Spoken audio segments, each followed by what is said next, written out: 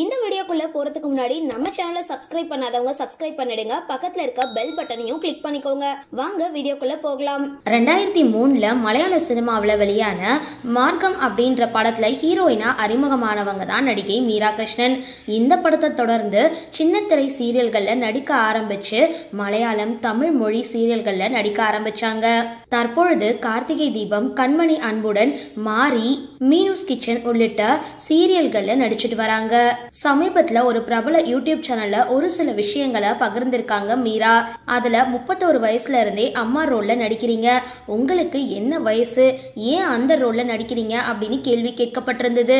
அதுக்கு மீரா, என் வயசு இப்போ 39 ஆகுது, 1986ல பிறந்தேன், அதனால என்ன, வயசு ஒரு நம்பர் தானே, அம்மா ரோல்ல நடிக்கிறது தவறு இல்லையே அப்படின்னு பதில் கொடுத்திருக்காங்க.